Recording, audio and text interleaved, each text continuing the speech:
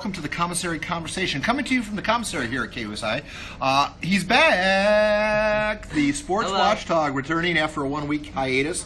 Where were you last Friday? I was in Arizona at my college orientation. It would have been great if you said prom or something. I know. That's coming up soon. Yeah, how old are you? I'm 17. You know a lot about sports. I do. And you're going to be a sportscaster. And Mason is joining me every Friday at 5:45.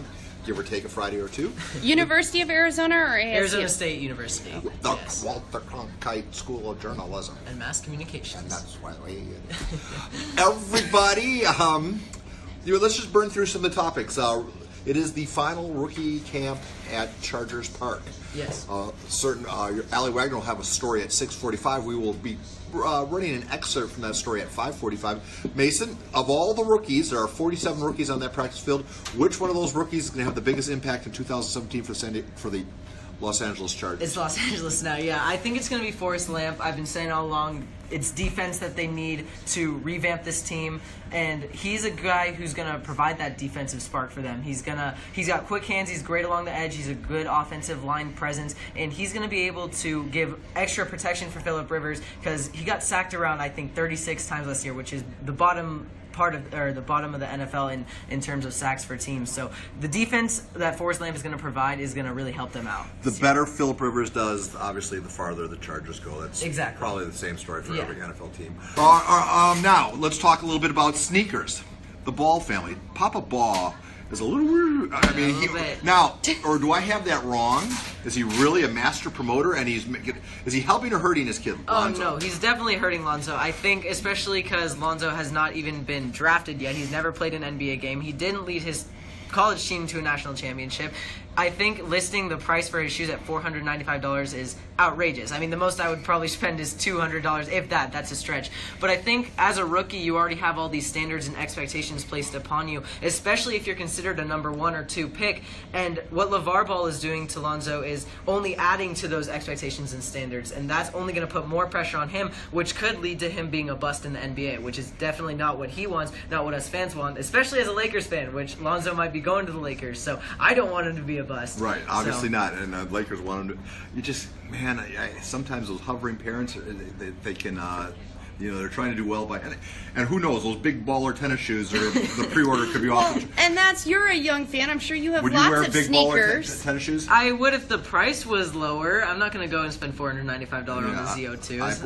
When you get your KUSI bonus, you probably could. I might then. You probably get a pair of low tops and high tops. Oh, there we go. Let's talk a little bit about, while we're on the subject of hoops, Miles Norris, I don't know if you saw, he was on our air just a couple days back. Committed, yeah. Committed live to Oregon. He's the 21st best recruit in the entire nation and a 5-star athlete. Made his intentions known right here on KUSI. He's going to Oregon. What kind of athlete is Oregon getting? Well, they're getting a very good one because he's very athletic, power forward, and he's going to bring defensive prowess to a team who's losing defensive talent in Jordan Bell and offensive talent in Dylan Brooks because they're both going to the NBA this year. So they need to revamp, and his defensive presence in the low interior is really going to help bolster that squad. Plus, his ability to shoot is also going to add to that team. He's going to be able to stretch the floor, become a stretch power forward, and then that's going to be able to make the team competitive and lead them far in the NCAA tournament again. Players' Championship at the halfway point. Oosthuizen and some other Stanley, I believe, are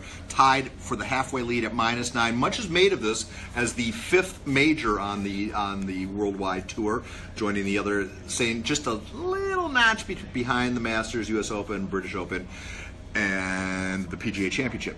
Is it truly a major? Is the Players' Championship truly a 5th major? I don't think it's ever going to be considered a 5th major, but I think the term major doesn't even matter anymore, honestly. It doesn't really apply because the 4 majors that we have are not the most difficult competitions to win anymore. Like the Players' Championship, they're very exclusive. Only the top 50 FedEx Cup players are accepted into this tournament, so if you win this tournament, then you are among the best of the best golfers in the PGA right now. So although I don't think it's ever going to be considered officially the 5th major, it certainly has a good feel. It does, and for the fans and the players alike, they're trying their best. I mean, it has a $10 million purse, so players are definitely trying to win it. Yes, the money Money talks. Yes, it does. Before we let you go, by the way, this Mason will be joining me at the big monitor. We call it the BAM, the Big American Monitor. He'll be joining us at 1:45, so make sure you tune in for that, because a lot of these topics will be discussed, including an additional one. Chelsea clinched the 6th top flight title. Yeah. Let's talk a little Premiership soccer. Who's going to be football?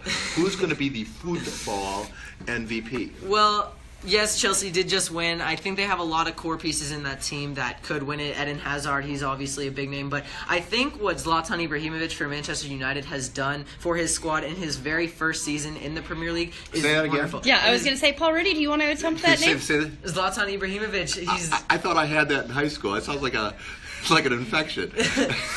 Who is he? He's a funny name. I mean, he's the MVP of the Premier League in my opinion. Okay, why? Well, he scored 26 goals, which almost triples the second highest scorer on their team, Juan Mata. He only has 9, and his goals have been very important. He led them to multiple tournament wins this year, and he led them to 6th place in the Premier League. But that was tied for 5th and 4th. But they were only in points. But they were only messed up in goal difference. But he scored over half the team's goals, so that's not his fault. And especially transferring from League One and Paris Saint-Germain to a Premier League team in Manchester United and being able to lead them to such success, he's had an MVP caliber season in my opinion. Let me ask you, one of your predictions is in trouble, and not through any fault of your own, but through injury.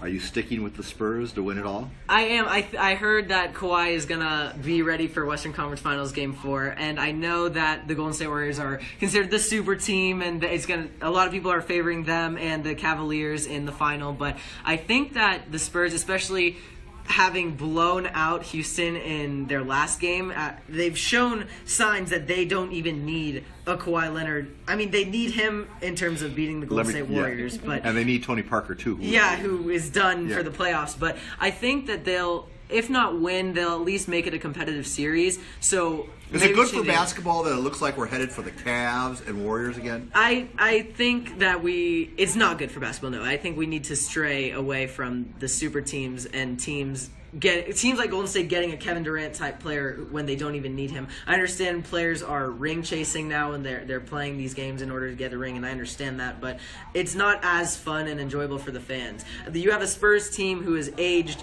so well and picked up such good talent. Jonathan Simmons, foreign players, D-League players, and shaped them into players who are providing so much success for them. So I think that's the way in which the NBA needs to go. It sounds to me, Mason, not to play child psychologist, and I don't mean to call you a child, but it sounds to me you're answering that question more with your heart than you are with your head. Well, I mean, I guess that remains true, but it remains to be seen as well. I mean, I think the Spurs will... That'll cost you $400? Any idea what happened to James Harden last night? Oh, well, He forgot how to play basketball. Well, I'm not a fan of James Harden, first of all. I think he flops, and I respect the talent, but I don't think... And he choked. That's what happened.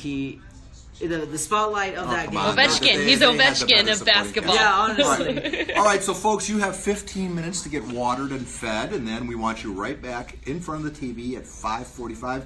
You can watch the KUSI News if you want. I certainly would recommend it, but what is mandatory is that you watch Mason and I kill about 8 minutes together on the 5:45 Sportscast. We'll talk about all these topics. We'll try to do it even more succinctly and with greater flair. Yes. This transmission, on behalf of the Sports Watchdog, I'm the pig, the big pig. Watchdog. And this transmission ends in 3, 2, 1.